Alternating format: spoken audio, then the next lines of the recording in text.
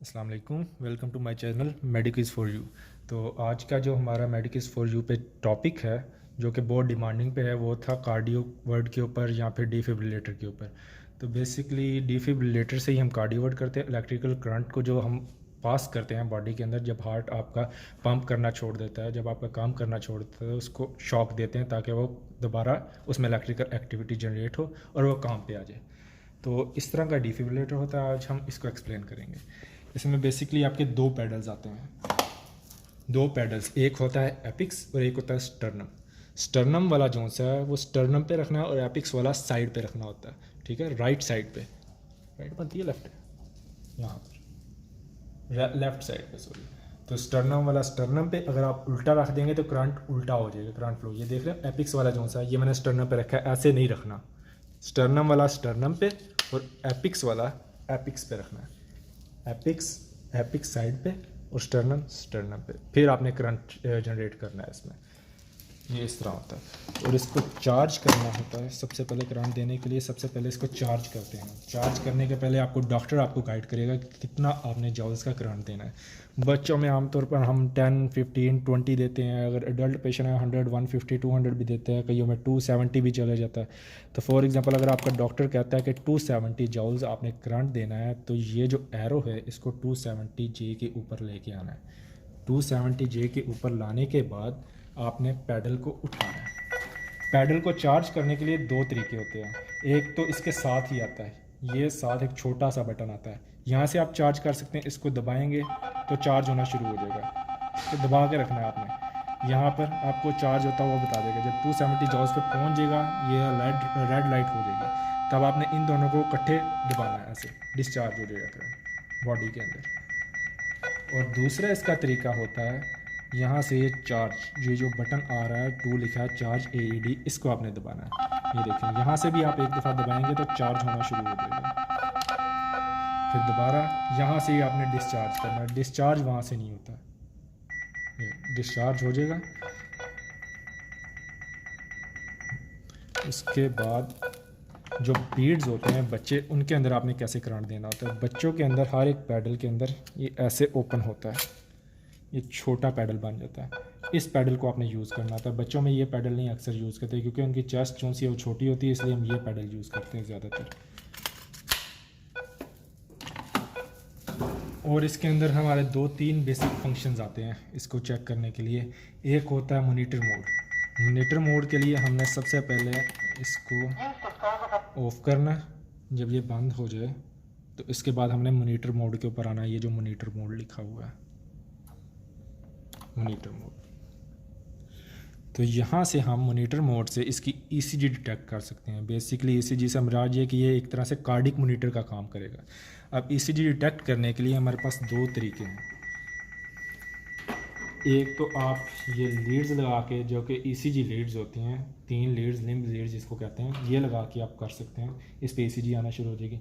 और दूसरा तरीका होता है कि आप पैडल लगा के पैडल से डिटेक्ट कर लें ECG। जैसे कि अभी हमने पैडल पे सेट किया हुआ है, ठीक है, पैडल पे।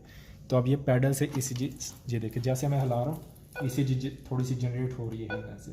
तो जैसे ही आप पेशेंट पे रखेंगे तो पेशेंट की भी ECG ये यहाँ से डिटेक्ट करेगा। और इसकी सेंसिटिविटी भी आपने बढ़ानी होती है। सेंसिटिविटी और लीड जो सी आपने चेंज करनी होती है। उसके लिए आपके पास ये लीड का ऑप्शन है और यहाँ पर आपने लीड चेंज कर दी। जैसे कि अब 1 लीड हो गई है, ये 2 लीड हो गई है और ये 3 लीड हो गई है। इसी तरह फिर आपने इसकी सेंस चेंज करनी है। तो सेंसिटिविटी X2, X4। सेंसिटिविटी से मुराद ये है कि आपने इसकी जो वेव है वो कितनी बड़ी कितनी छोटी चाहिए, यानी कि आपकी सेंस ज़्यादा हो जाती है डिटेक्ट करने की इसमें। ये 1/4, 1/2, 1 ऐसे। फिर इसके बाद आपने जब इसको ECG लीड के ऊपर कन्वर्ट करना है कि आप चाहते हैं कि हमने पैडल से ECG डिटेक्ट नहीं करनी, हमने ECG से डिटेक्ट करनी है, तो उसके लिए आपको सेटअप में आना पड़ेगा। सेटअप में जाके वहाँ से इसकी सेटिंग चेंज करनी पड़ती है। तो सेटअप के अंदर बहुत सी सेटिंग होती हैं, बहुत बहुत छोटी छोटी चीज़ें होती हैं, वो आपने देखनी होती हैं। तो जब ये बंद हो जाए तो इसको आपने सेटअप के ऊपर लेके आना है। सेटअप के ऊपर ये देखा, सबसे पहली सेटिंग है पैडल सेटिंग, यानी कि ये जो आपके पैडल हैं, ये जो पैडल हैं आपने इनकी सेटिंग करनी है। दूसरे नंबर पे ECG सेटिंग, ये जो ECG आपकी शो हो रही है ऊपर, ये लाइन आ रही है, ये ग्राफ आ रहा है, आपने इसकी सेटिंग करनी। फिर saturation setting, CO2 setup, report setup, record setup, date and screen. वैसे तो इनका काम नहीं होता, लेकिन ये भी मैं आपको आहिस्ता आहिस्ता बता देता हूँ बीच बीच में, जो मेन इनमें चीज़ें जो हमने देखनी होती हैं।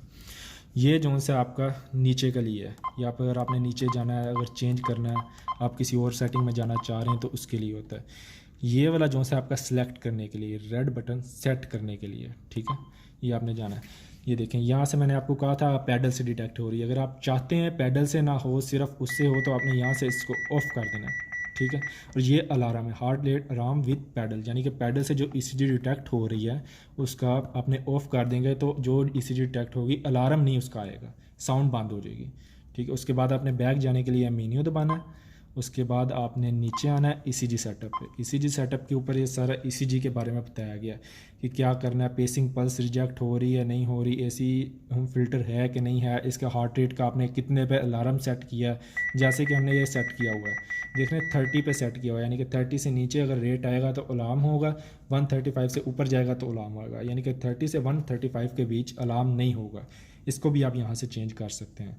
उसके बाद आपने यहाँ से आना है SpO2 के अंदर। वैसे तो SpO2 इससे डिटेक्ट हो जाती है, उसके लिए लीड अलहदा होती है, लेकिन वो हमने नहीं लगाई हुई।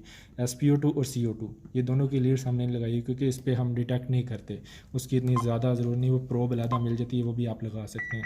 इसलिए हम रिपोर्ट सेटअप पे आएंगे। ये DFib VFib एनालाइज़र, ये ट्रेंड सारी रिपोर्ट उसकी निकाल के देगा कि VFib एनालाइज़र है कि नहीं है, लिस्ट इंटरवल निकालेगा। डिलीट रिपोर्ट आपने करनी है कि नहीं, जो आपने इसमें रिकॉर्ड आपका डेटा पड़ा है वो आपने सेव रखना है कि डिलीट करना है, इसका सारी हिस्ट्री डिलीट करनी है, वो सारा इसके बारे में है।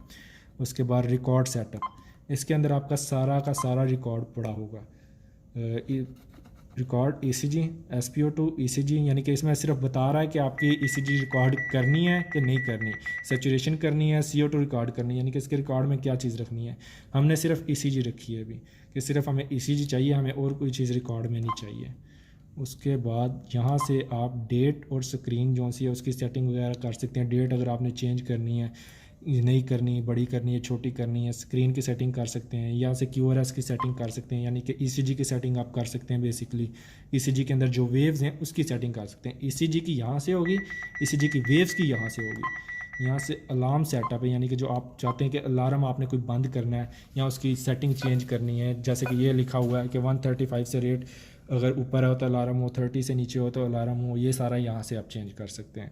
उसके बाद आता है सेव रिपोर्ट। आपका सेव रिपोर्ट के अंदर सारी ECG सेव हुई है, जो मैंने आपको पीछे बताया कि ECG सेव करनी है वो सारी इसके अंदर सेव हुई है। ये डेट वाइज आपकी सारी ECG सेव है। अब ये इसको यहाँ से प्रिंट भी कर सकते हैं। हमारे पास प्रिंटर अभी प्रिंट के पेजेस नहीं हैं, वैसे यहाँ पर इसके प्रिंट के पेजेस डलते हैं। यहाँ से ओपन करके इसके अंदर यहाँ पर प्रिंट के पेजेस डलते हैं, तो ये ECG जब भी आपका आराम होता है यहाँ से निकालनी है तो यहाँ से आप निकाल सकते हैं। इसके बाद एक आती है बेसिक चेक। इसमें बेसिक चेक से मुराद है कि यानी कि इस डिफिब्रिलेटर की, या DFib भी जिसको हम कहते हैं, इसकी अपनी सेटिंग, यानी कि ये प्रॉपर काम कर रहा है कि नहीं कर रहा। अभी हम इसकी देखते हैं प्रॉपर सेटिंग इसकी कैसे करते हैं। तो बेसिक चेक के ऊपर आपने लेके आना है इसको, बस यहाँ पर आ गया। इसके बाद आपने पावर जो सी है उतार देनी है इसकी। सबसे पहले बैटरी का चेक करना है आपने, फिर पावर उतार के कि काम कर रही है कि नहीं। फिर आपने ये ओके बटन आ रहा है, सेट रिकॉर्डिंग पेपर, यानी कि ये रिकॉर्ड सारा कर रहा है, तो क्या ये कर ले, आपसे परमिशन वगैरह लेगा, तो आपने ओके कर देना है।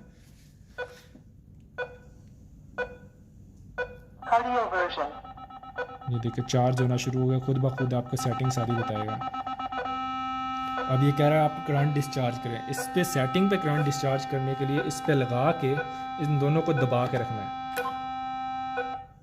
जब तक करंट फ्लो ना हो जाए, ठीक है। ये देखिए अब 0 जूल हो गया। Did the record print, yes, ठीक है। हमारे पास प्रिंटर की सोलर नहीं है, इसलिए हम यस ही लिख रहे हैं। अच्छा, अलार्म बज रहा है, ये पूछ रहा है अलार्म की आवाज़ आ रही है, जी बज रहा है। वॉइस आ रही है, जी आ रही है। मतलब ये कि इसके सारे टेस्ट पास हो गए हैं, ठीक है। ये सारे के सारे जितने टेस्ट हमने किए हैं सारे ठीक हैं, इसमें कोई इशू नहीं है इस वक्त, ना बैटरी का, ना डिस्चार्ज का, ना अलार्म का, ना वॉइस का, सारा काम कर रहा है। बस इसकी ये छोटी सी सेटिंग होती है। जज़ाकल्लाह, शुक्रिया। इंदा हमारे चैनल पर आइएगा, लाइक फॉलो और सब्सक्राइब ज़रूर कीजिएगा। जज़ाकल्लाह।